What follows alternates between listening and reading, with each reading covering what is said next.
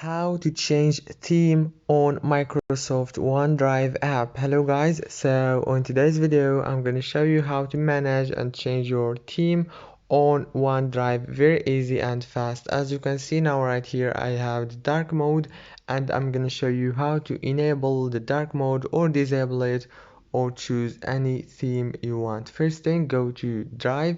This is the home page. Now go down here, click on Me. Now click on Settings.